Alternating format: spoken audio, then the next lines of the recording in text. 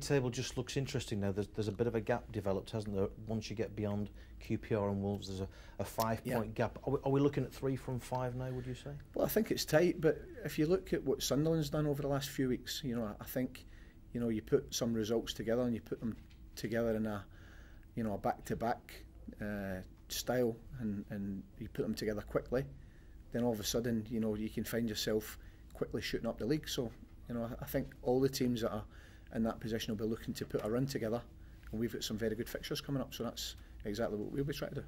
Can I check on personnel? Yeah. What's Paul Clement's situation at the moment?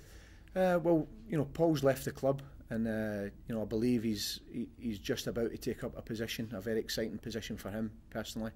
I don't want to make the announcement where he's going, although I'll be surprised if he doesn't turn up where I think he'll turn up, and it's not in this country. Across the channel? Possibly. How big a blow is that for you?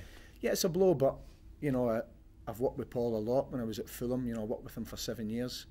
It's a blow for us, but when somebody gets the opportunity, which I think he'll take up probably in the next couple of days, I can understand, and I don't think that's any slight against our club.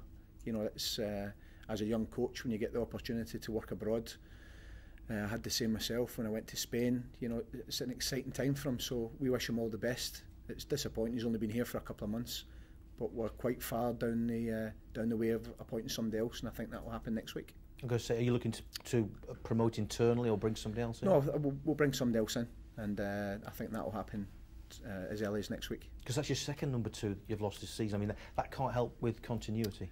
No, it can't. It doesn't. And Paul was a popular figure. The players liked him, but it's an opportunity for somebody else to come in, and I'm very active myself. The way I coach, so it's not a case where the lead sessions are done by anybody else. That all the staff chip in, and I take most of the sessions myself. So disappointing to lose Paul, but we wish him all the best in his new opportunity. And it's the month of speculation. Yakubu, Samba, Hoylett, all linked with moves away. Any concrete facts at all? No, it's no surprise. When the players you mentioned, but like I said earlier on, when the transfer window opened up, we would like to not give any dates, any names on the way in and the way out. But we're looking to add ourselves, and there's no surprise that those players that you mentioned, because I think they've had very good seasons. How important is it that you hang on to the likes of those players? Yeah, it's important that we try to put good additions, because the names you mentioned, Chris Samba, Junior Hoylett and Yakubu, they've really had a massive impact this season, so it's important we try and add to that, and we're confident we'll do that. Ryan Nelson, what's his situation? Has he gone back home?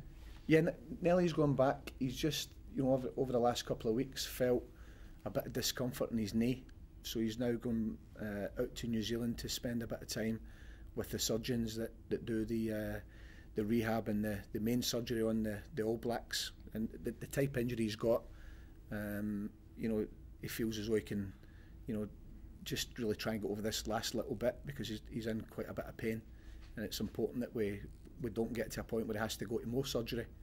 So he's going to spend 12 to 14 days out there having it assessed, trying another bit of rehab, and hopefully he'll be back and able to kick on.